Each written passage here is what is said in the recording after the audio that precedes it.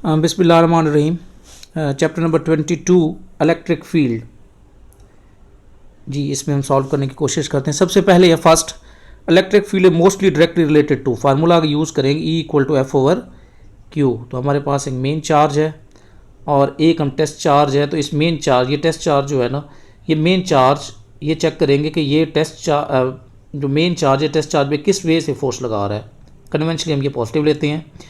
तो it means main चीज़ है इसमें वो क्या, force acting on a test charge, कि ये इसको किस वे से रिपेल करेगा। वहाँ पे पता चलेगा कि इलेक्ट्रिक फील्ड की स्ट्रेंथ कितनी है।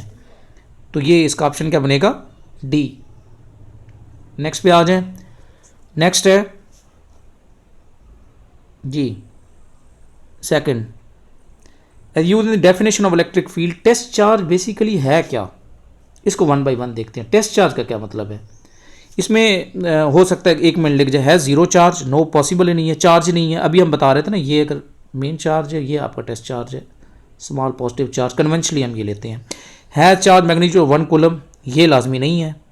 है charge of magnitude 1.6 10 raised to -19 coulomb, ये भी कंडीशन नहीं है। मस्ट बी एन इलेक्ट्रॉन, ये भी लाजमी नहीं है। इसका मतलब ऊपर वाली कोई ऑप्शन नहीं बनती। तो ये एक इन्फिनाइट चार्ज है जिसका, यानी आप सपोज कर लें कि उसकी अपनी जो इलेक्ट्रिक फील्ड है ना, वो ना होने के बराबर हो, ताकि वो मेन को इफेक्ट ना करे। क्लियर हो गया जी। नेक्स्ट सपोज कर लें ये फिफ्थ है। तो यूनिट ऑफ इलेक्ट्रिक फील्ड, जल्दी जल्दी फार्मूला एफ ओवर क्यू।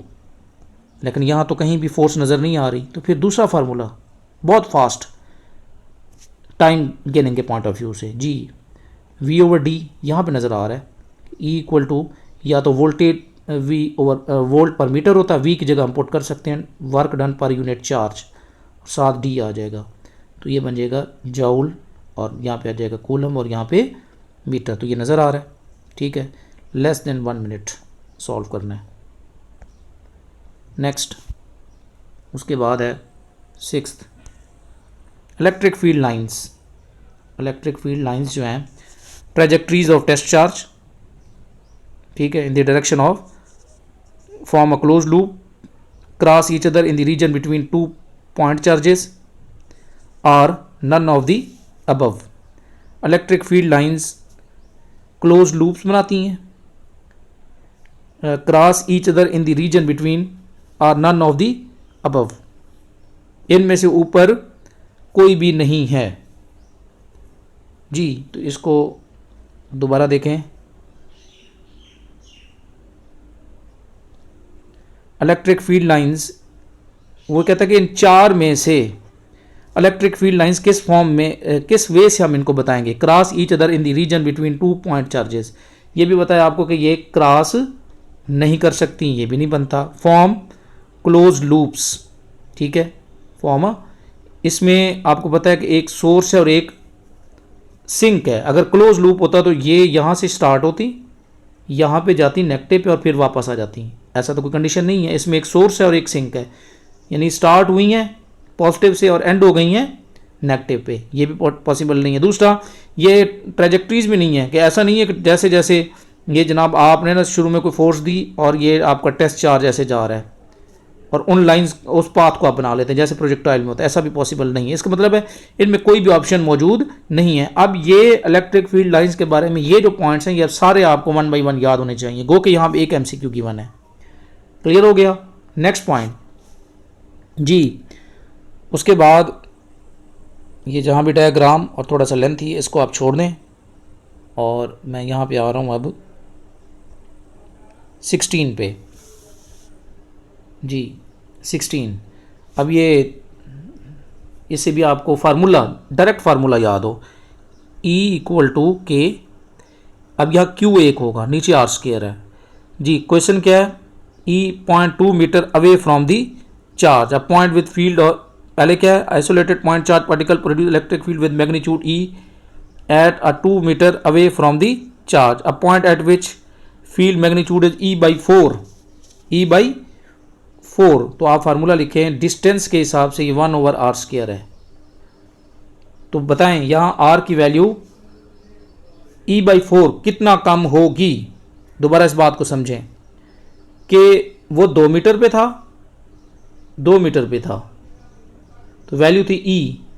अगर वो आप 4 मीटर पे करेंगे तो ई या आर का स्केयर आ जाएगा। ये आर है, ये आर का या क्या यूज़ होगा, स्केयर होगा। 2 का स्केयर कितना बनता है, 4। तो इसका मतलब है ई जो है ना, यहाँ पे देखें ना, अगर यहाँ पे आप 2 का स्केयर लेंगे तो ई 1/4 आ जाएगा। यानी पहले वो 2 था, e/4 कहाँ पे होगा, यानी जब डिस्टेंस जो है ना, आप ऐसे समझें, ई की वैल्यू आर स्केयर के हिसाब से कम होती है, आर स्केयर के हिसाब से कम होती है, आर के हिसाब से नहीं, आर स्केयर के हिसाब से कम होती है। यानी अगर यहाँ पे ई की वैल्यू सपोज कर लें कि यहाँ 40 है 2 मीटर पे, तो अब यहाँ पे 4 मीटर पे वो 10 हो जाएगी। आर स्केयर के हिसाब से इन्वर्स रिलेशनशिप है। उम्मीद है ये पॉइंट समझ आ गया हो गया। लेस देन 1 मिनट में आपने इसको सॉल्व करना है जी। नेक्स्ट, उसके बाद हम दरमियान में कुछ डायग्राम्स वाले आ गए हैं, हम चले जाएंगे 20, ये डायग्राम आ गई है 28 पे। The electric field due to uniform distribution of charge on a spherical shell is 0। Mind में बनाएं, स्फेरिकल शेल, उसकी सरफेस पे चार्ज मौजूद है। अब यहाँ निगलेक्ट करना है, निगलेक्ट करने में, एक को निगलेक्ट करने में आपके 5-10 सेकंड यूज़ हो सकते हैं।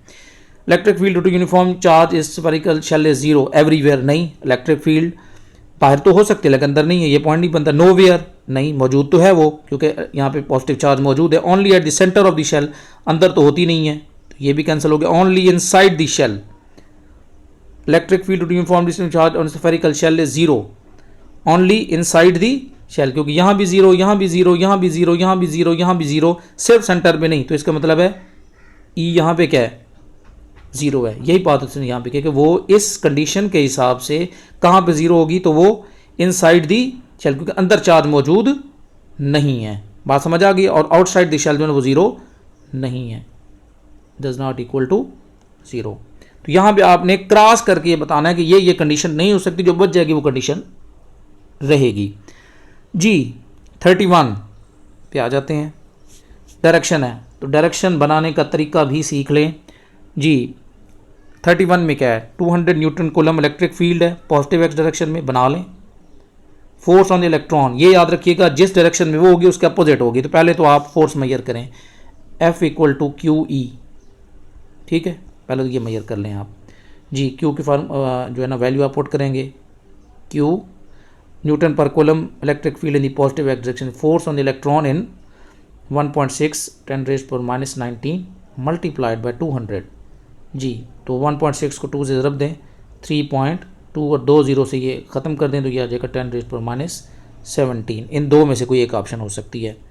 अब क्योंकि इलेक्ट्रॉन पे फोर्स है, तो याद रखिएगा, इसका मतलब है इलेक्ट्रॉन पे फोर्स पॉजिटिव के मुकाबले में अपोजिट होगी, ये याद रखिएगा। तो वो पॉजिटिव एक्स डायरेक्शन में है, तो ये नेगेटिव एक्स डायरेक्शन में होगी, in the negative x direction. ये देखें, ये डी ऑप्शन गिवन है जी।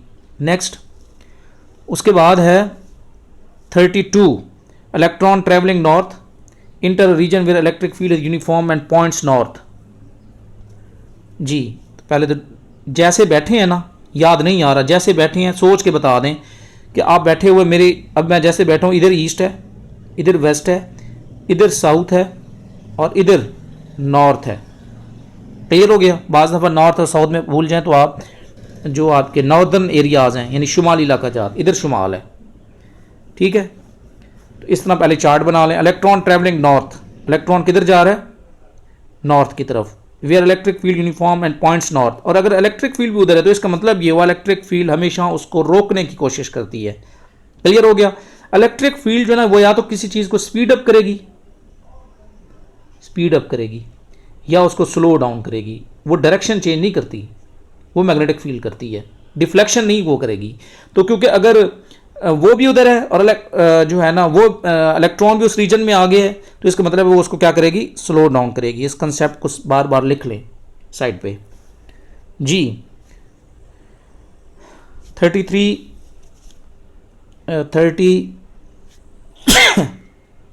जी। उसके बाद नेक्स्ट जो क्वेश्चंस है ना वो रिलेटेड हैं वैसे डाइपोल से रिलेटेड। अब वो हम वैसे तो डाइपोल को बाद में करना था, लेकिन बहरहाल मैं इसका बहुत आसान सा आइडिया दे देता हूँ। सपोज कर लें ये 37 हम कर लेते हैं। Electric field exert a torque on dipole only if, ये याद रखिएगा कि ये सपोज कर लें एक रीजन है जहाँ इलेक्ट्रिक फील्ड मौजूद है, आपने एक डाइपोल रखा, ठीक है। अब इलेक्ट्रिक डाइपोल ये प्लस ये माइनस, ठीक है, इसकी डायरेक्शन माइनस टू प्लस होती है, ये डाइपोल मोमेंट है, ये डाइपोल मोमेंट, ये इलेक्ट्रिक फील्ड, ये जब आएगा ना तो ये इलेक्ट्रिक फील्ड इसको, ये इधर, ये इधर, तो ये इसको कोशिश करेगी यहाँ से खींचेगी, इसको ये रोटेट करवाएगी कि आप ऐसे करें मेहरबानी करके मेरे पैरेलल हो जाएं, अदरवाइज मैंने आपको इधर सीधा कर देना है।